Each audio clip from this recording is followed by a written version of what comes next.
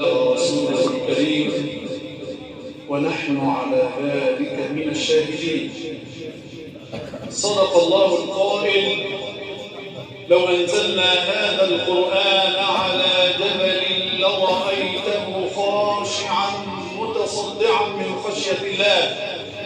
وتلك الأمثال نضربها للناس لعلهم يتفكرون. شكر الله لشيخنا أن ذكرنا بما اجتمعنا به في مسجد الرحمة، وأسأل الله رب العرش العظيم أن يكون سفينة نجاة لكل من ساهم في هذا الجمع، وكل من ساهم في بناء هذا الصرح ولو بالكلمة. أبشركم بما أخبرنا به صلى الله عليه وسلم: ما اجتمع قوم في بيت من بيوت الله يتلون كتاب الله ويتدارسونه إلا حفتهم الملائكة وغشيتهم الرحمة ونزلت عليهم السكينة وذكرهم الله في من عنده. نبدأ احتفاؤنا بإسراء ومعراج النبي صلى الله عليه وسلم بكلمة كبير الدعاء والمسؤول عن الدعوة إلى الله عز وجل في جميع مساجد الزيات فضيلة الشيخ محمد أحمد زايد. فليتفضل. تفضل السلام.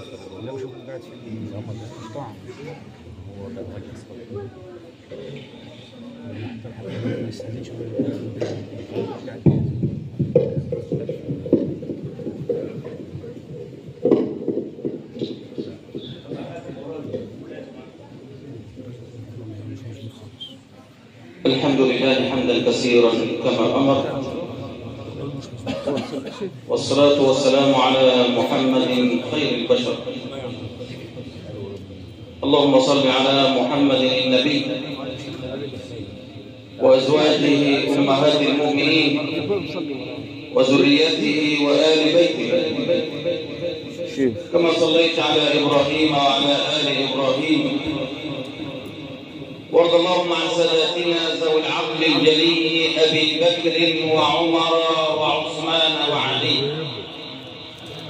واغفر اللهم لآبائنا وأمهاتنا وعلمائنا ومشايخنا وأصحاب الفضل علينا.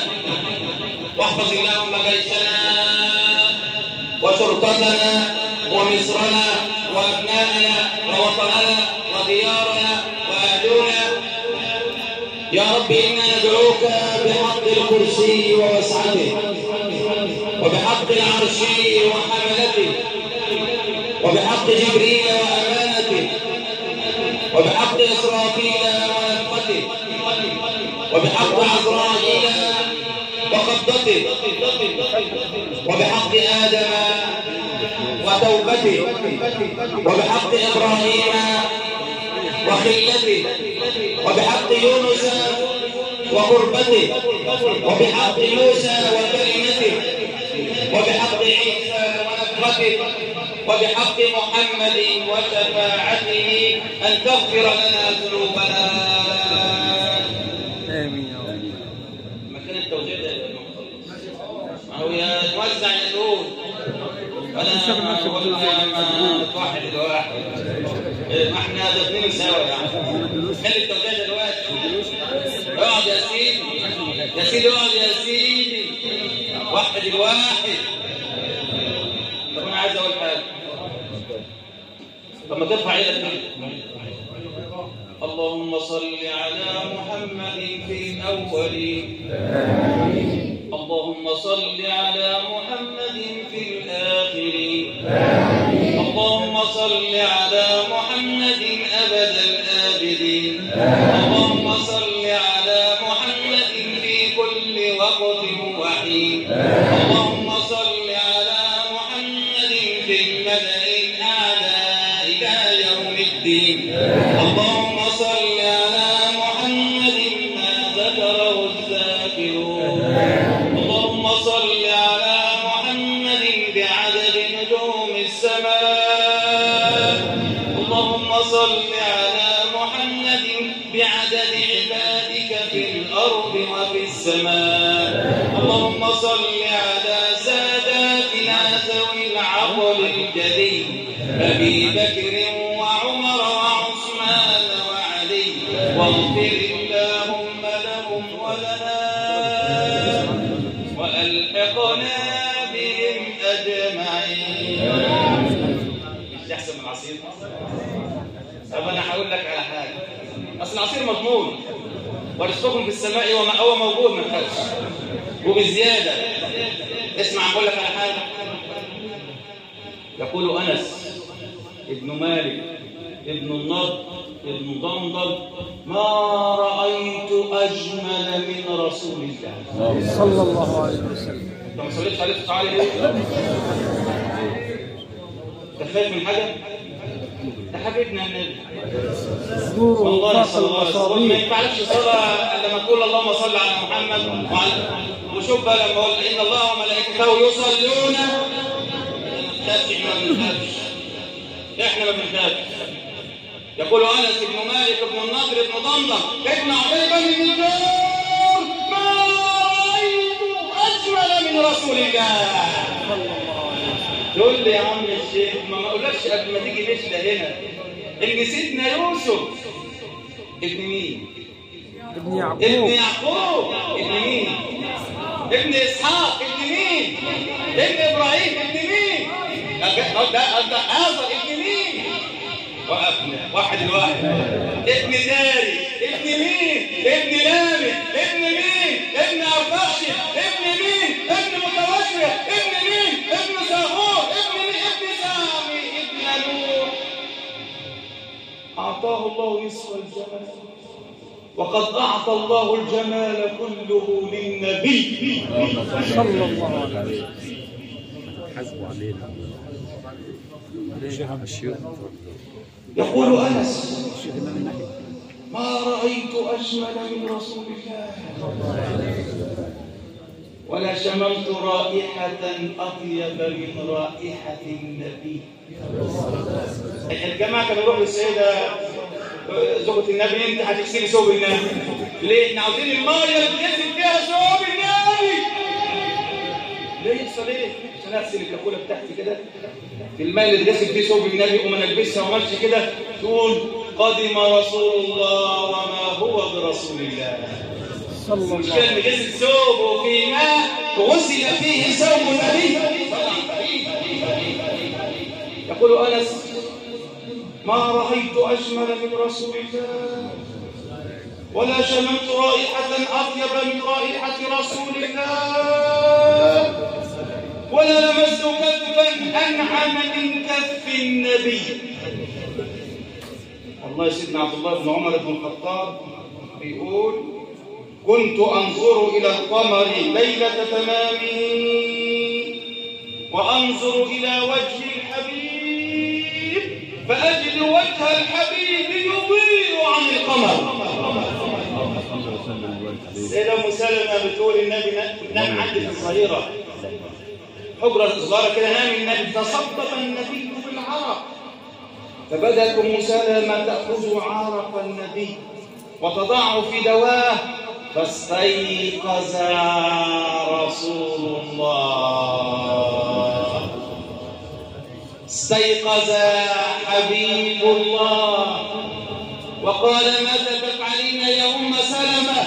قالت: يا رسول الله آخذ عرفك أطرح عطرا للنساء يتعطرن بهن لأزواجهن. فيما رواه أحمد والبيهقي واللفظ لعائشة أنها كانت ترقع ثوبا للنبي. ما صليتش عليهم؟ شوف. فسقطت المخيطة من يدها فبحثت عنها فلم تجدوها فأضاءت مشعلها فلم تجدوها فدخل عليها النور محمد دخل عليها النور محمد قد جاءكم من الله فالنبي هو النور. فوجدت عائشة ضالتها فقالت: يا رسول الله فيه نور نوره فوق المصابيح. فقال يا عائشة ويل لمن لا يراني يوم القيامة. من ذلكم الرجل الذي سكلته أمه الذي لم يرى رسول الله؟ من ذلكم الرجل المسكون؟ يا عائشة ويل لمن لا يراني يوم القيامة. تقول عائشة ومن الذي لا يراك يا رسول الله؟ يقول النبي البخيل يا عائشة. تقول عائشة ومن البخيل يا رسول الله؟ يقول النبي البخيل من سمع اسمي ولم يصلي علي. البخيل من سمع اسمي ولم يصلي علي. عليكم السلام ورحمة الله وبركاته يا حبيب الله. عليك السلام والتحيات يا رسول الله. السلام عليك يا رسول الله. اللهم أرنا حبيبا النبي. اللهم إنا مشتاقون إلى رؤية النبي. اللهم أرنا حبيبنا. اللهم اسقنا بيده شربة هنيئة لا نصنع بعدها أبدا. اللهم إنا نحبك ونحب رسولك. اللهم اجعلني وإياكم في الجنة على حوض النبي. اللهم اسقنا شربة من يد حبيبنا. وعليكم السلام ورحمة الله يا حبيب الله. أيها الموحدون،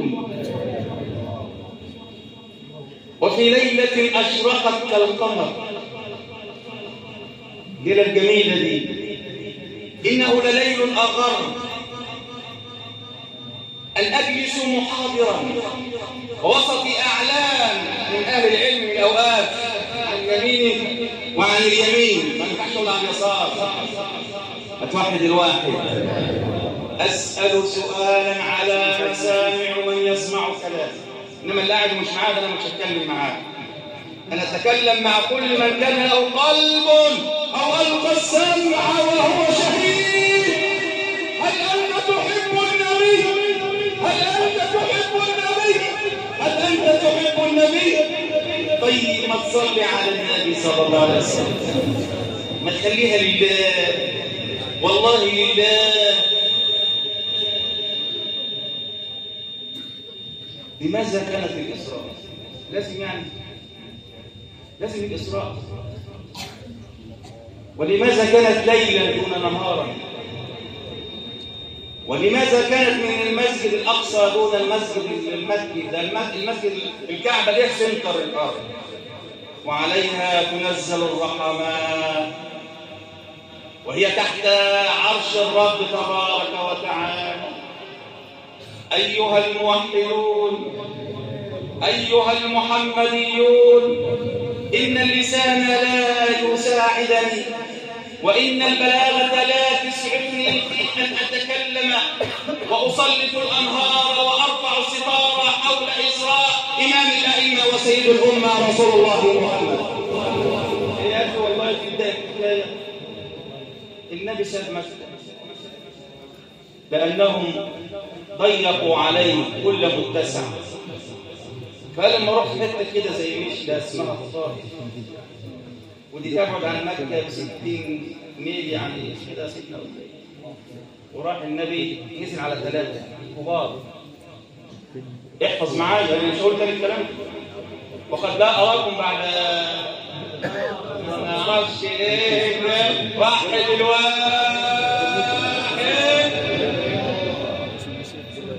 3 كبار الطائف، عم مسعود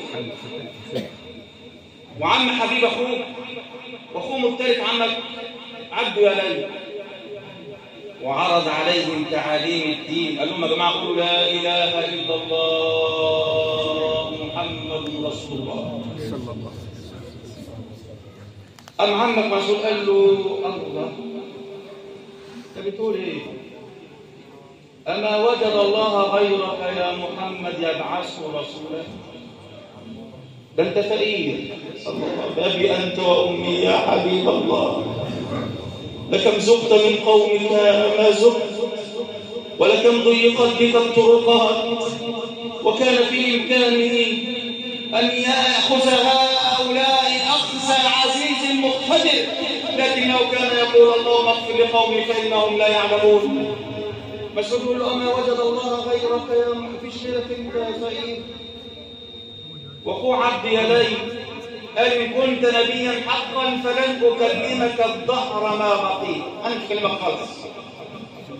وأخيهما مسعود كان بيتطوف بالكعبة تبركا وجايب قطيفة، قال له إن كنت نبي حقا أدي قطيفة الكعبة أنا مش عايزها ومقطعها.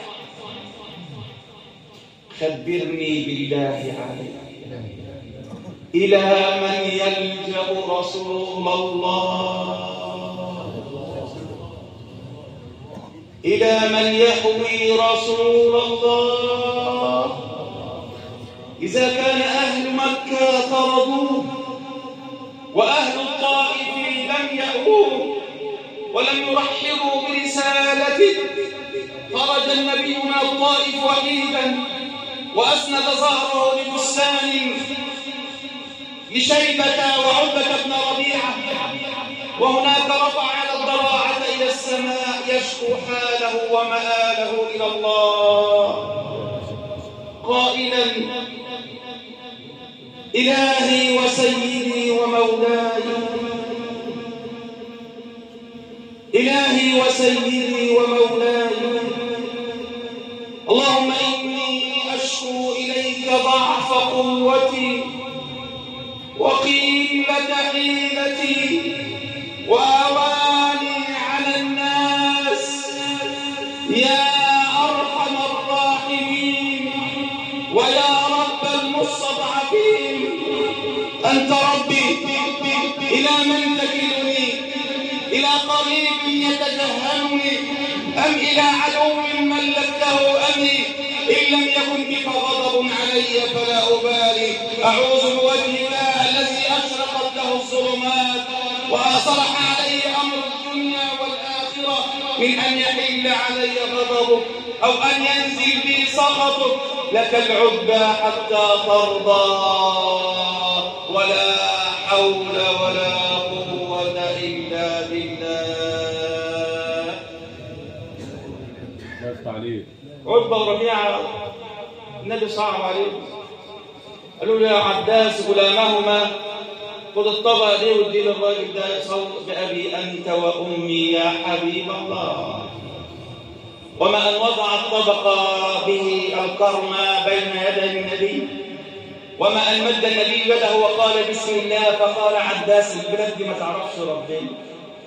قال له أنت منين؟ قال له من قرية ميمون، قرية الرجل الصالح أخي يونس بن متى. فأقبل عباس يقبل النبي ويقول أشهد أن لا إله إلا الله وأنك رسول الله. هنا أسمرت الرجل، أسمرت. خرج النبي من الطائف بنصف رجل، لأن العبد على النصف من الحر، لكن أخوانا عباس بأمة. وهكذا أيها السادة الإسلام يجعل من العبيد قادة. وحد الواحد قل لا إله إلا الله. وما أن كان بمكان يسمى قرى للسعارف إلا وجلس يقرأ القرآن فصرف الله له طريقا من الجن فآمنوا. قل أوحي إلي أنه استمع نفر من الجن فقالوا إنا سمعنا قرآنا عجبا يهدي إلى الرشد فآمنا به ولن نشرك بربنا أحدا. واحد الواحد. يقوم واحد اسمه المطعم بن عدي ده راجل كافر،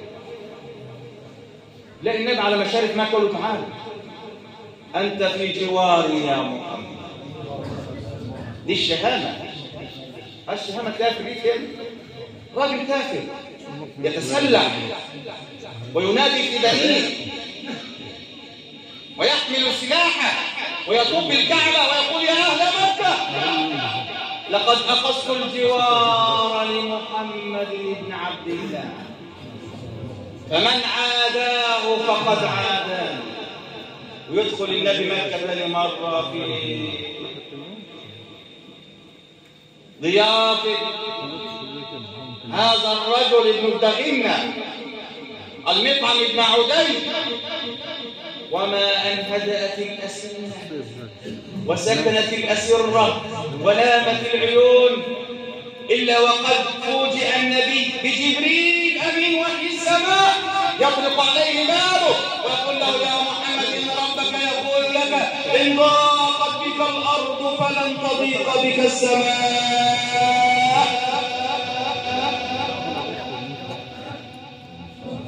يا حبيب الله يا رسول الله إن ضاقت بك الأرض فلن تضيق بك السماء. أنت مدعو إلى رحلة الإسراء والعروج. تجهز يا حبيب الله وشق صدر النبي صلى الله عليه وسلم وانطق النبي البراق الذي يسير بسرعة كون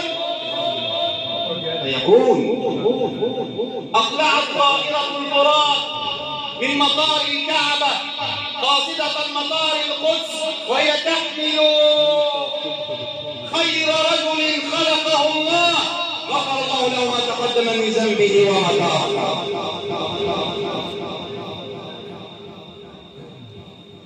وأقول لك بقى أنت ينادي عليه يا ابن عبد الله توقف إبليس وما تفوت. كلام في الإسراء والمعراج شيء وكله جلل. بقول لي نادي على اليمين عند يسار مرأة عليه من كل زينة وفي مطار القدس هبطت طائرة البراق المزودة بالوقود الإلهي والتي تسر بسرعة كن فيقول إنما أمره إذا أراد شيئا. طب أنا أقول لك على حاجة. النبي راح الإسراء من مكة لبيت المقدس شهر لو أنت هتكسب بمقياسك وترجع شهر. لا ده النبي راح بيت المقدس وعرج به إلى السماوات العلى حيث بساط أنس الله وعاد إلى مكانه. وبعدين هو لما قام إناء زي دين دلق كده بالمية عاد وما زال الماء ينضح من الإناء. إذا الإسراء وقعت فيه لا زمن لأن الله خالق الزمن فلا يقاس الزمن على خالقه. في عجالة عشان أسيب بقى مجال لأخويا يتكلم. مش هقول لك بس لما تقول سيدنا آدم ممكن نسلم عليه. طب ومال ما تقول ومن السماء الأولى للسماء الثانية لا سيدنا يحيى وعيسى ومن السماء الثانية إلى السماء الثالثة لا فيها مين؟ ذلكم الرجل والقمر يوسف الكريم. ومن الثالثة للرابعة لا اللي ربنا رفع مكانا عليها سيدنا إدريس. ومن الرابعة إلى الخامسة لا فيها شيخ الأنبياء هارون. ومن هنالك إلى السادسة لا فيها كليم الله موسى. ومن السادسة إلى السابعة إليك مين؟ خليل الرحمن ومكرم الضيفان وصاحب المراودتان. مرحبا بك يا محمد. وإليه سندار كده للبيت المعمور. البيت المعمور ده بيت ربنا في السماء. كل يوم يدخلوا 70,000 ملك ويحجوا وما يرجعوش تاني. وما يعلم جنود ربك وما هي إلا ذكرى للبشر. ومن السماء السابعة إلى سدرة المنتهى حيث الجنان الخضراء والأنهار الجارية حيث ما لا عين رأت ولا أذن سمعت ولا خطر على قلب بشر. هنا حبيبك النبي يقول له تقدم يا أخي. يقول له تقدم يا محمد. وما منا إلا له مقام معلوم. يوم حبيبك النبي يريد أن يخلع نعله فيسمع صوتا من السماء يا حبيبي يا محمد يا رسول الله يا حبيب الله لا تخلع نعلي. يوم يقول تأدبا يا ربي إنك قلت لأخي موسى اخلع نعليك إنك بالوادي المقدس طوى. فيسمع صوتا من قبل السماء يا حبيبي يا محمد يقول يا محمد يا حبيب الله. موسى يقول رب اشرح لي صدري، والله يقول لحبيبه النبي ألم نشرح لك صدرك. موسى يقول لربه وعجلت إليك ربي لترضى، والله يقول لرسوله ولسوف يعطيك ربك فترضى. هنا رأى من آيات ربه الكبرى فنادى على ربه إلهي وسيدي ومولاي، اللهم إني لا أسألك فاطمة ابنتي ولا خديجة زوجتي ولا العباس عمي ولا صفية عمتي، ولكن أمتي أمتي أمتي.